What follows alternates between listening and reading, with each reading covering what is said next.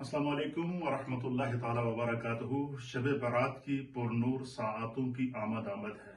तौबा का खूबसूरत इस्तिग़फ़ार का मौसम है। लेकिन हमारे यहाँ माशरे के अंदर ये बात पाई जाती है कि लोगों ने तौबा और इस्तिग़फ़ार को भी एक रिवाज बना लिया है। मसलन आपने देखा कि जब ऐसी मजालिस होती हैं, ऐसे दिन आते हैं, ऐसी बाबरकत रातें आती हैं, कोई एक किसी खुश गुलू नातख़्वां को ले आते हैं, वो पढ़ता है मेरी तौबा, सब झूम जाम कर समझते हैं हमारी तौबा हो गई। ये तौबा नहीं है।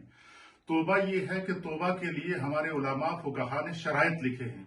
तौबा के शराइत ये है कि जब बंदा तौबा करे तो अल्लाह फरमाता है वतूबू इलल्लाहि तौबतन नसूहा, कि अल्लाह की बारगाह में सच्ची तौबा करो। सच्ची तौबा ये है कि जो इंसान गुनाह करे, हदीस के अंदर आता है कि अगर गुनाह एलानिया किया है तो उसकी तौबा एलानिया करे, गुनाह खुफिया किया है तो उसकी तौबा खुफिया करे।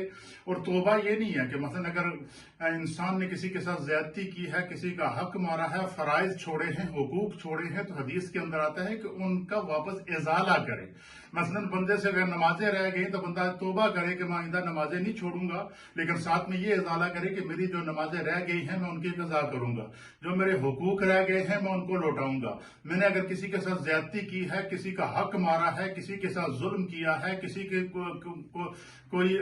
के साथ ऐसी ज्यादती की है, तो तौबा का तकाजा ये है कि उसके हक को वापस लौटाया जाए। इसी तरीके से तौबा का तकाजा ये है कि जो गुनाह जिस तरह हुआ है इस तरीके से उसकी सच्ची तौबा करे, आइंदा गुनाह न करने का अल्लाह की बारगाह से वादा करके फिर जो है उस पर कायम रहे, तो इस तौबा को तौबतन नसूहा कहते हैं।